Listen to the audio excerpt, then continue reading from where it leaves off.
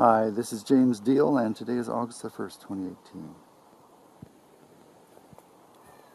Rather than look at me, I figure you'd prefer to look at a beautiful garden while I talk about the various issues in my campaign. And I'm going to stick to this one subject today, and that is electoral reform and voting reform. And people are going to say all these changes are difficult to make. The Republicans don't want to make these changes because, to some extent, the way the Republicans get elected is by stealing elections. The election of 2000 was stolen by a Republican Supreme Court, and when the Democrats suggested to Bush, well, let's do a whole recount of the whole state of Florida, Bush said, why should I? I'm ahead. So gerrymandering is a big problem, and my proposal is that we should have gerrymandering with the goal of keeping the districts as compact as possible, but making the maximum number of districts competitive. We're looking at borage here, which is a favorite summer treat for me. For 6 months out of the year, these guys volunteer all around the yard. And they don't need to be watered, and they're good eating, and they're very healthy for you. It's like free food. This is kale. You can see all the fennel, and you can see they're starting to go to seed. But these are edible, just in raw form. Try to get some raw greens every day, not just lettuce. And get into sprouting. Put it in a bowl, change the water every 12 hours. Don't use a sprouting jar, just a bowl. Now,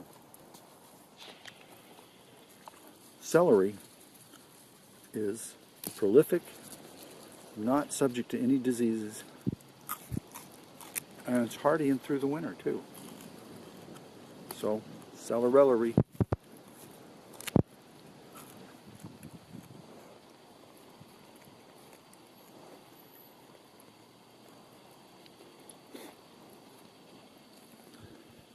We've been working very hard to get rid of the aphids on the honeysuckle, and it seems to work. We gave it a severe haircut and sprayed it with vinegar, dilute vinegar. I don't see any aphids on this girl. That is a great success.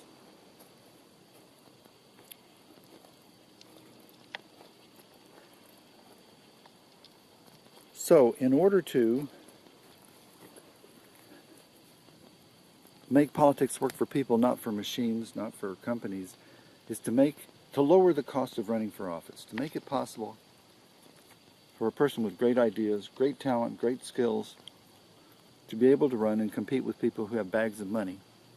Right now, the bags of money are used mostly to buy TV ads, and then to allot for signs, which is not really necessary. I never made up my mind based on a sign.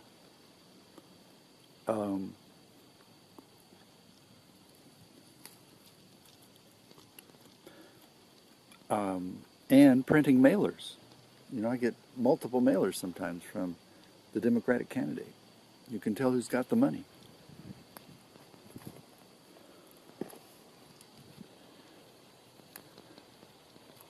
So, the method whereby you would lower the cost is to say we're going to have a long campaign season. It's going to start in January. And anybody who gets X% of the vote in the form of a signature on a nominating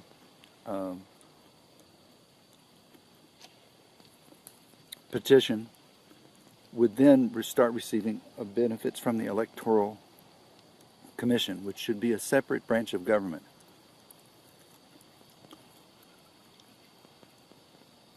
So the benefits would be, you're in the voter pamphlet. The voter pamphlets would come out every week or every 2 weeks, so that each candidate would have an organ from which he could say what his ideas are. And then the Electoral Commission would pay for the cost of a TV hookup for debates and discussions.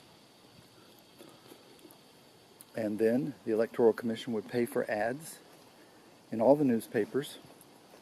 And this would help print newspapers. Print newspapers are worthy things, and they're mentioned in the Constitution. And it would be an excellent use of print media to print 5x5 statements every few weeks from the various candidates. And then you would want to prohibit contributions from non-persons, such as corporations, and maybe from unions. I have to think about that. You know, the businesses represent a lot of people, and if we say they can't donate, what about churches represent a lot of people? I'm trying to figure out the legal analysis.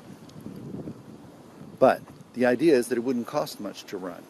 You could still receive donations from human beings, and you would need a law that would say that lobbyists cannot deliver campaign donations to candidates. Lobbyists cannot talk to candidates about campaign donations. They cannot connect up the candidate with sources of campaign donations. You would have to outlaw PACs.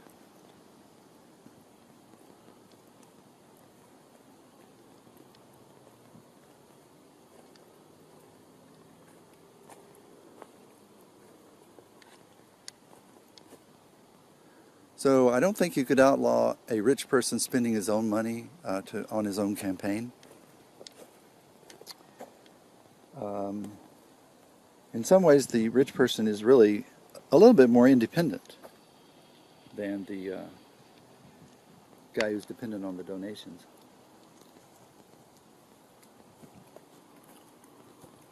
So I would propose that your campaign be run over a long period of time.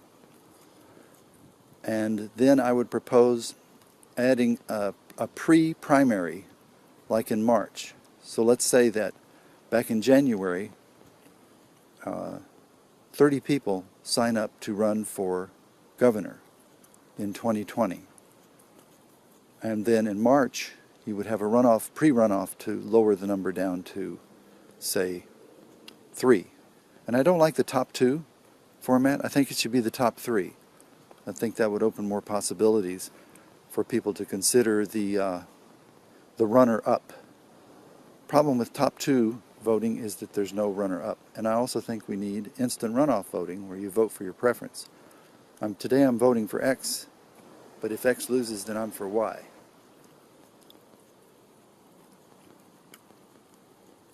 The grapes are really putting on a lot of leaves right now because I've been watering them. According to somebody, the way to beat white powdery mildew is to water the plant, make it strong. Now, what I don't know is how many clusters of grapes can a vine successfully support, and why are some of these undeveloped? Sometimes just a few grapes. This is the McCampbell. Healthy, hardy, very productive. That's looking good. I put metal tags on these. Trouble is, when the leaves come out, I can't find the tags. This one has the football-shaped grapes. They're pretty tasty. Just looking good this year. So I don't know how much of this foliage needs to be cut off. I look at the vineyards in eastern Washington, and they don't have a whole lot of foliage, maybe like this. So now this is starting to look sickly. Yeah. Let's see if I can drill in on this.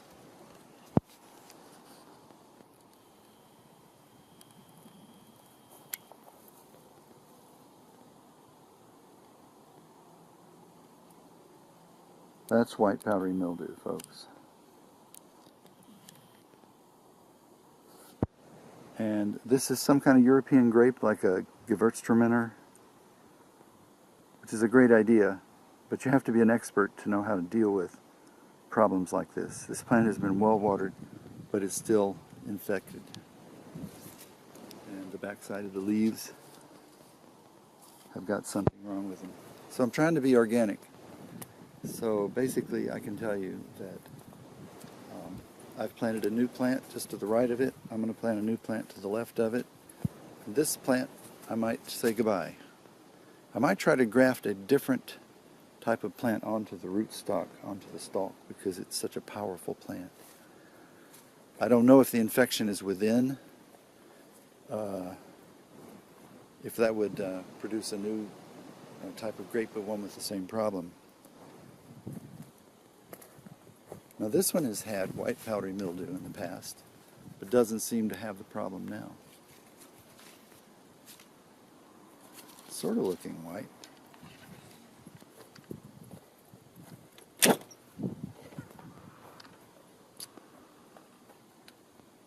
You know,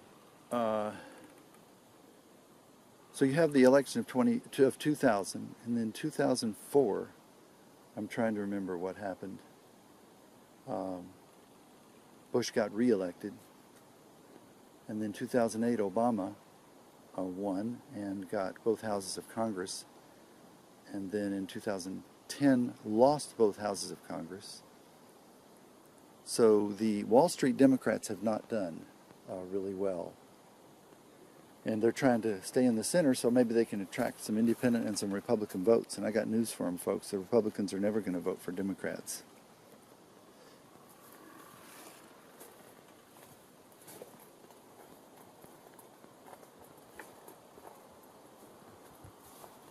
And the Wall Street Democrats want to be in the center so that they can get big donations, like from Big Pharma. Generally, the Democrats support fluoridation, and it looks like they're supporting a mandatory vaccination because the Democrat governor in California, Brown, supported mandatory vaccination. Fortunately, he vetoed a law which would have banned local communities from regulating cell towers, 5G towers, and those microwave, radio wave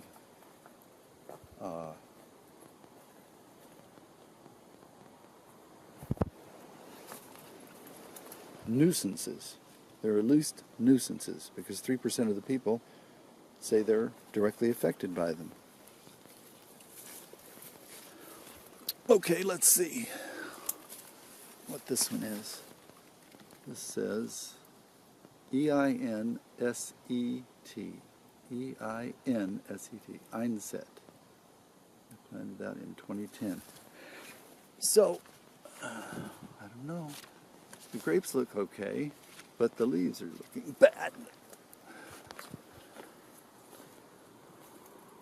I don't have a lot of figs this year. You can see this is more of a second crop. And I pruned it really heavily. So maybe that's the cause. Maybe I'm not getting a first crop, but I will get a second crop. Usually the season's not long enough for your second crop to ripen.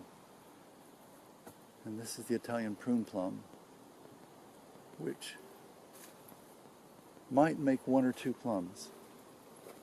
It's been in the ground 10 years and it's not really doing much. But you can always count on pear trees. And what you do with this is you put it in the refrigerator for about 2 weeks. Then it'll be good to eat.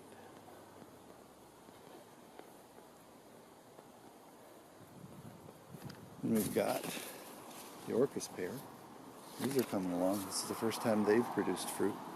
This lady has. But the stalk is so willowy that I had to straighten it out with a tube, a pipe.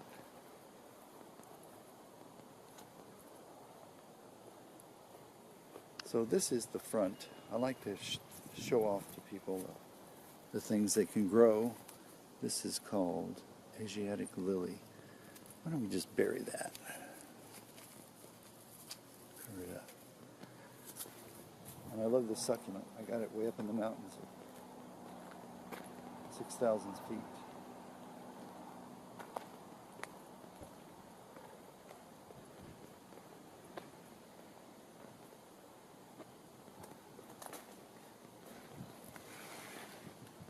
This is a big one. I never get any of these sunflower seeds. The squirrels get there first, but I like to watch the squirrels do it. This is a mulberry tree and another pear tree. It's producing heavily this year. So cleaning up our elections, making it possible to run at a reasonable cost so that new ideas can come in. Top 3 instead of top 2. A pre-primary, publishing the voter pamphlet statewide. Currently, the voter pamphlet for the primary is not published statewide, and only 6 of the 49 counties have taken on the responsibility of publishing one in place of the former state edition. The idea was that the statewide voter pamphlet would be reinitiated when the recession was over, but it was never revived, which I'm sure is something that the incumbents like, because really, without a voter pamphlet, the economy candidate has no way to advertise. The voter pamphlet I see is the best way for to reach a lot of people for a reasonable amount of money, rather than shallow. Very bitter. McLeod, what's the variety? I'm going to put new tags in new places on these plants. They're easier to find. Elderberry. It's an elderberry. This is a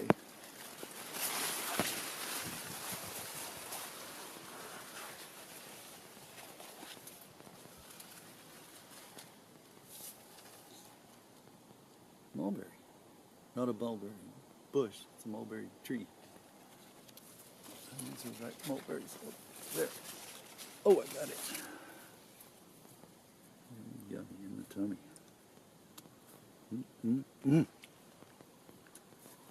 That is the BEST best of all the REST rest. One up there.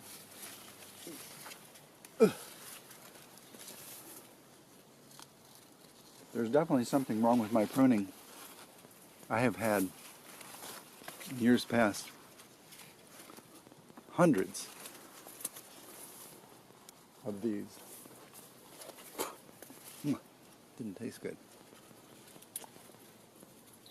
So my strategy is to prune all this lower vegetation so you can have other things growing underneath it.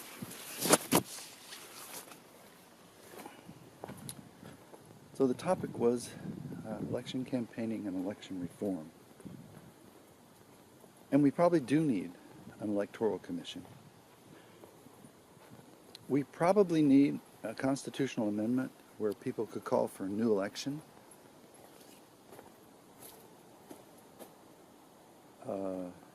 We need to have presidents elected by a majority of the people.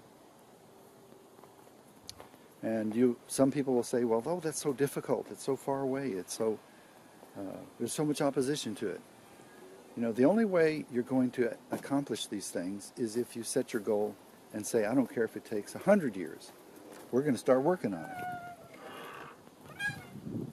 it. To some extent, you can predict the future. If you make a goal and you really organize and you work towards that goal, then you have predicted the future.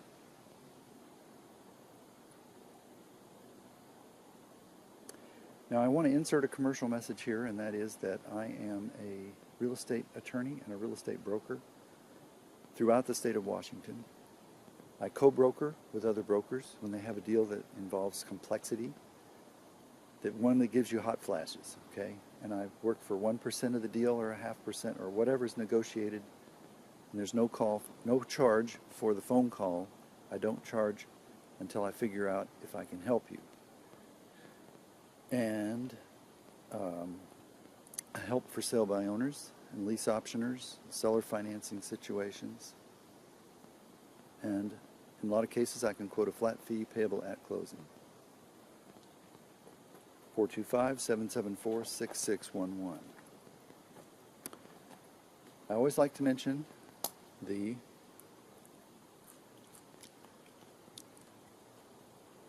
plant whose name I cannot remember, but which will come to me soon.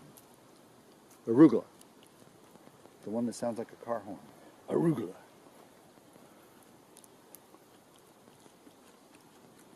Nutritious. Rhymes with tradition.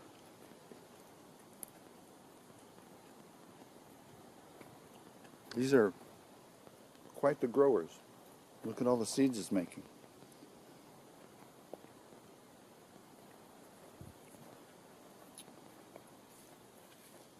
So these figs, these are branches that during the winter I whacked off the mother plant, I dipped them in root tone, stuck them in the ground. So I don't have room for all those, so I'll probably use them as Christmas or New Year's presents.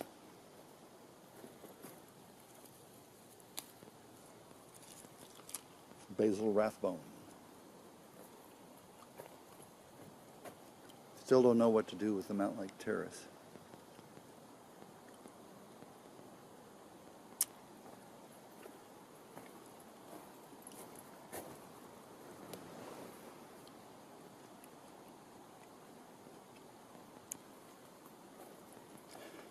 Also, as part of electoral reform, we got to identify who the problem is.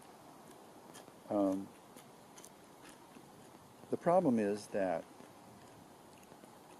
money, cash flow, tends to become self-perpetuating, especially when it's put in a corporate framework. And when it's given a bylaw that says maximize profits to hell with everything else, then it becomes a malignant form of artificial intelligence. Yes, artificial intelligence. Most people think of artificial intelligence as something inside a computer, but it could and did exist before the age of computers. It's a correlation of forces that's self-perpetuating, that has a malignant code of ethics.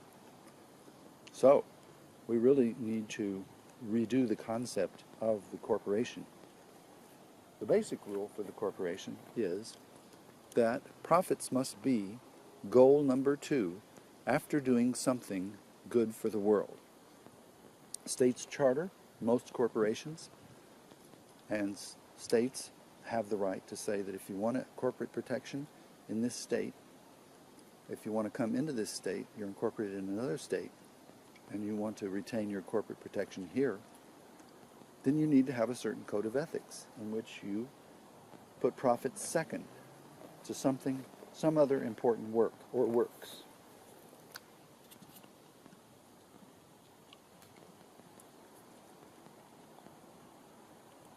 So that's the balance we need. We need corporations to have a strong moral conscience, because otherwise they can be dangerous.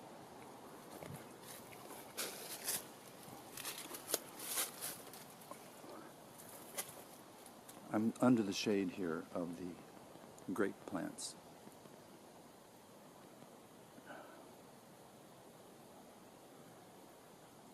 Because it is turning out to be hot.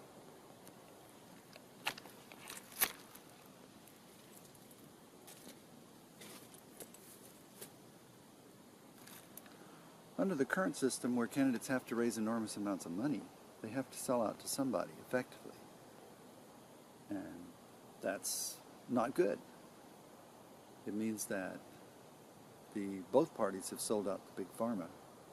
And so Big Pharma and Obamacare are vaccinating all the kids for everything and forcing nurses to get vaccinated using a vaccine that's dangerous and ineffective and unnecessary.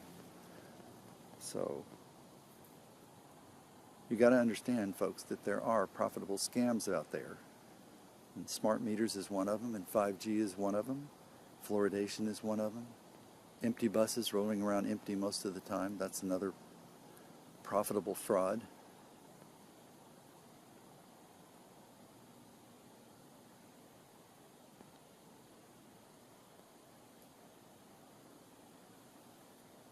So we need to take money out of politics. We keep saying that, but just regulating it is not enough. We got to really take it out. Under our current system, political bribery is 100% okay as long as it's disclosed. But that's not good enough. If you're a company that's subject to regulation by an agency, you should not be allowed to contribute to congressmen who regulate that particular industry. If you have worked on an administrative level for Merck, you should not be allowed ever to be have an administrative position in the CDC.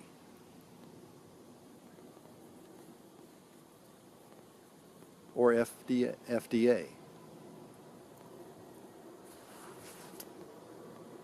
There she is.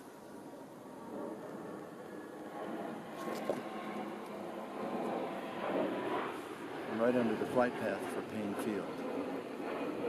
I don't think Payne Field should have commercial service here, passenger service. The light rail will be extended up here. People can take the light rail all the way to McCord, only 9 miles south of Tacoma, where there's miles and miles and miles and miles. Payne Field's surrounded by suburban area, and a commercial airport the size of SeaTac would take up valuable area that's better used for airplane, high-tech support businesses. Doesn't create the high-paying jobs that having different supporting Boeing industries there.